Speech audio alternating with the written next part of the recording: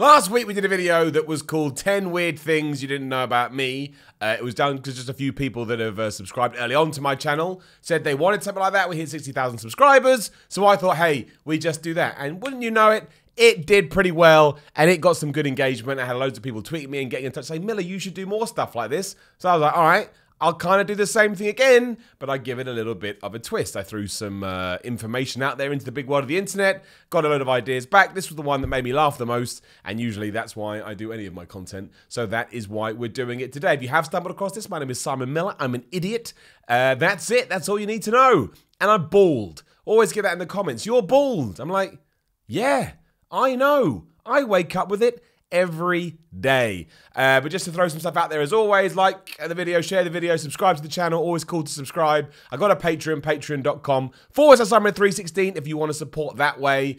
That's it. That's all I got. That's the thing. Let's do it. So yeah, if you've seen the title, you know what the deal is. But it's basically 10 things.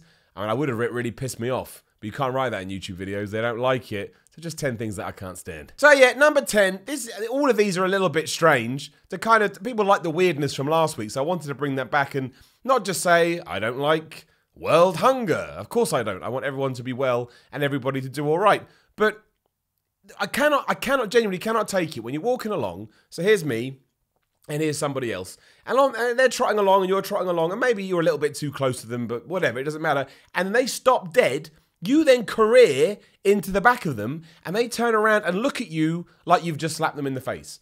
You're like, are you kidding me? You do understand that you're not the only person that lives on this planet.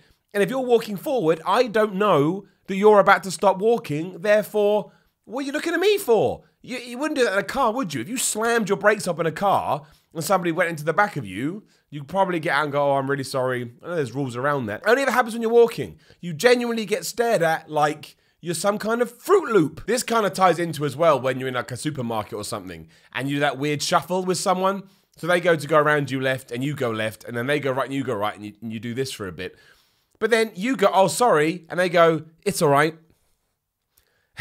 It's like, no, this was a 50-50 thing. This is 6 of one and half a dozen of the other. You can't take ownership over that. That drives me nuts. But the stopping one gets me the most. Just because you're never going to know, unless you're psychic, you can see into the future. And 9 times out of 10, people will be absolutely flabbergasted with you. I don't get it when I do that. Well, I don't do it. But because sometimes you do it naturally.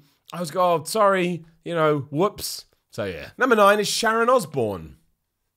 That's that, really. I'm sure she's a lovely human being, but anytime I see her on stuff like Pop Idol or X Factor or, whatever show she's been on in the past, she's just, I don't know, she's just a bit too much for me. Really? I mean, she's really successful. Good for her. What does she give 2 craps about what I think about her? She didn't.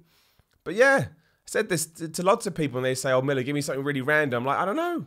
Just don't like watching Sharon Osbourne on my television. It's just mean. Just an asshole thing to say. Number 8 is a little more, it's a harder one to describe because social media is a crazy thing anyway, right? When you actually think about what it is, it gives everybody a platform and everybody a voice. And as we've learned over the last few years, not everybody probably deserves it and should probably be given a form to fill in.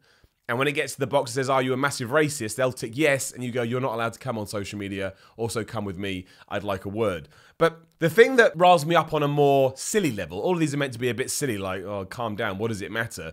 Is the people, it's more of a Facebook thing. You don't really get it on Twitter or Instagram or Snapchat. It's more of a Facebook thing where people will write, I've had a really, really bad day. And somebody will respond to that comment and go, oh, what's up, hun? And they go, can't talk about it right now. So then why did you make the post to begin with? You either want to talk about your bad day or you don't. And I don't mind people going after attention. That's fine. Getting attention is nice. We're human beings. We crave attention sometimes. But again, when people do that, I just want to comment and go, look, you can't do that. You can't. That's like me giving you a present, you opening it and go, I like it, go, give me it back. You can't. Once you put yourself out there, I don't know. It's just one of those things. I just roll my eyes at every time. I'm like, that is ridiculous. That is, what are you hoping to achieve? And then you look in the comments and everyone, oh, what's up, what's up? And they reply to everyone, can't talk about it, can't talk about it. Well, you must be able to talk about it to a certain point. If I had something I really couldn't talk about, if I was a spy working for MI5, I wouldn't go, oh, my job is really secretive. Oh, what's your job, Miller? Can't talk about it. Because MI5 are going to go, Miller, don't do that. You're going to give the game away. What are you going to do? Now, this one actually is maybe something that I didn't do it myself, but it just popped into my brain. When people eat on a podcast, I love podcasts. I love them. I got a bunch of them myself, and my one is, I don't know if you can hear or not, I'm ill. I can't get over this cold. It's driving me nuts. But I've probably done it in this video, when you cough and you sniffle, it's awful. It's a horrible thing to hear, but sometimes you just have to be like, well, I can't. I'm either going to make the video or I'm not, and I'm going to make the video. But when you're listening on a podcast and someone does something that they do not have to do, e.g. eating, I go absolutely nuts. I don't get it because nobody, I don't know if I can do it into this microphone, nobody wants to hear noises like this. If I'm talking and then doing that every now and then, it's horrible. Like, it is horrible. Especially, I listened to a podcast a few weeks ago where somebody did it with ice cream. And ice cream makes you slap your gums together. An unlistenable episode. And I think, again, these are like Larry David, Curb Your Enthusiasm moanings. If you never, I should have called it that, really. Oh well, doesn't matter. It's just one of those things that you just think, you didn't need to do this. Like, if you are starting this podcast and you are so hungry that you are about to collapse if you don't eat, maybe prioritize the food and come back to the audio show once you're done with that. Because you could have a piece of toast. A piece that takes, let's say it takes 1.5 minutes to toast and 5 minutes to eat. You can have 6.5 minutes before you start your show. 6 also ties into social media. This happens to me a lot, and it actually makes me laugh every time. But I've been more aware of it recently. I've called it, what have I got? I got the spin a negative guy, or maybe it's a spin a positive guy. I don't really know how to explain it. But I'm going to use wrestling as my analogy, because it's always from wrestling I see these things coming. So AEW's got a big event coming up at the end of the year called All Out. It's going to sell out. And you'll write something like, oh, amazing, AEW sold out its next event. And they'll quote tweet you, and they'll go, yeah, but it's not going to sell out their next event, are they? I'm like, why? Right, one, what did you get out of that? What did you get out of that, spinning it negatively? Like, what? Okay, maybe they won't, but why don't we talk about that when we get to that, as aside from taking this cool thing that they've done that's quite exciting to talk about and focus on that? Like, I can't understand what they want.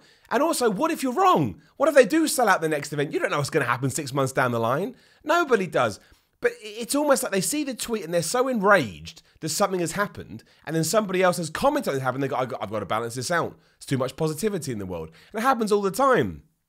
I did it with the R-Truth 24/7 title. And I was like, oh, they posted a clip on WWE social media. And I was like, oh, this is really fun. Somebody went, yeah, until they ruin it and run it into the ground. I'm like, why are you there already? If you're genuinely worried about that happening, then you should be enjoying this part even more, because you've seen the future. You know what's going to happen. It's crazy to me.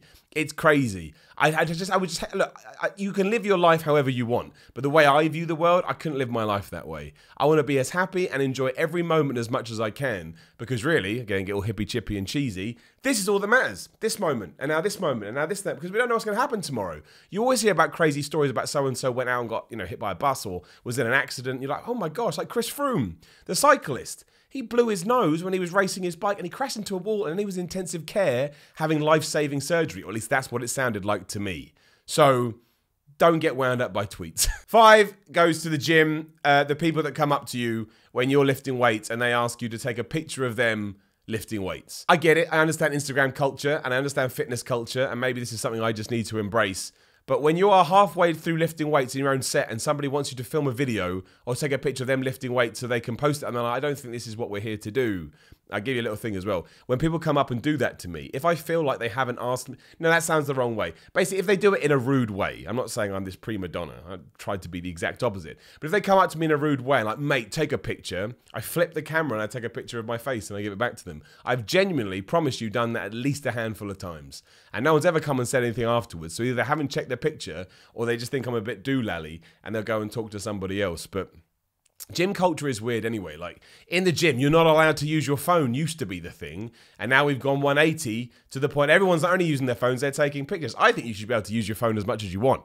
As long as you're not sitting on a machine or a piece of equipment, holding it up, why can't you use your phone? You should be able to text and read emails and do your job maybe. Maybe you have a high profile or intensive job and it helps you to be able to go to the gym and do that. The problem is, like, if this is a machine and I'm sat here on my phone and you want to use it, then yes, that's always going to be frustrating. But I just don't like it. We all have silly things we don't like. And I mostly don't like it when they're rude. If they're really polite, I don't care. I think I'm just talking about rude people. This one is rude people. That's not interesting. That's a stupid thing to say. Number 4, clickbait. I don't know how I'm going to be able to explain this without, just triggering the comments. But clickbait, people have totally forgotten, in my opinion, people have totally forgotten what clickbait is. in 2019. Like, if you have any kind of headline that is attractive or designed to get people to click, but you still address the topic in the title, that to me is not, I mean, it's not clickbait. It's just coming up with an interesting title. Newspapers have been doing it for years. Clickbait used to be, you won't believe what this Hollywood actress did on Monday. And you click it and there's nothing about any Hollywood actress. And it's just it was just literally done to get you in. That's clickbait because it baited your click. If there's a title that is interesting, intriguing, and you get a response to that, that to me is not clickbait. That's how you get people in, especially in, again, the modern day when everyone's fighting to get more views and there's people springing up all the time. I just don't get it. And people say it to me all the time, Miller, that's a clickbait title. I'm like, no, it's not. Like, we did a wrestling podcast the other day, and my guest who came on before, great guy, outspoken in a good way, and he was like, he thought that Vince McMahon could kill AEW tomorrow if he wanted to. Like, he had the power if he just got his chips in order. So I called that the title of the podcast, in quote marks, clickbait. It's not clickbait. That's what I talked about on the podcast, and that's the most interesting subject that came out the other side. Like, if you go, what was I meant to call it? Simon Miller podcast, 80. Boring chat. Like, and I think we've forgotten. And I think it's important to make sure we keep that line there, because there are still people trying to, spin those things or make common stories sound sensationalist. So you won't believe what this wrestler did over the weekend, and it's The Miz and he went shopping. It's like, well, of course he did that. Those are the kind of things we need to stay away from, but you should still be able to input a little bit of creativity into your title without getting people mad. Like, I don't understand what you expected to hear. How Vince McMahon could kill AEW tomorrow. If you clicked that and went, he didn't have an interview with Vince McMahon, I can't help you. I've already lost. Number 3 is coconut. I just don't like it. And I can't stand it. It's a horrible taste. I only really kind of put my foot down on that this year, but I don't like Bounty. That's a waste of a chocolate bar. And anything that's got coconut in it, not for me. Which ties into number 2, which is olives, for the same reason. I was told when I was a kid, Miller, when you grow up, your taste buds develop and your palate evolves and you will enjoy eating olives. Nope. Every time I have one, be it was it red or black olives, I can't remember the color, green or black olives, just horrendous. That's a horrendous taste. That's like eating feet. And in my, 30 odd years on this planet, I've never wanted to eat feet. So olives, no, and going back to 3, coconut, no. And number 1, my favorite person in the world that I meet all the time, and it's coming from a good place, so I don't mind it as much. This is not in any sequential order. It's just a bunch being thrown at you. But yeah, the dude that you meet, or the dudette, I never say that, but the boy or girl that you meet that will find out that you like, let's go with wrestling, that's been a theme here. They'll find out like you like wrestling, and then they'll start telling you about professional wrestling. So they know that you're well into it. And I can even say, oh yeah, I basically work in wrestling. And they'll start telling you, oh, you do know it's a work, right? And this is how you're like, yes, I'm aware. And they'll go, oh, at WrestleMania 3, Hulk Hogan slammed Andre.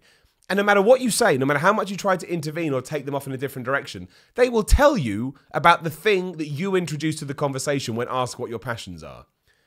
I cannot believe that happens. I've got a good friend, I won't name names. He's really good at skateboarding, and we used to work together years ago. And I remember this one guy used to come up to him and tell him how to skate. This guy was so good at skating, he probably could have done it professionally if he had so wished.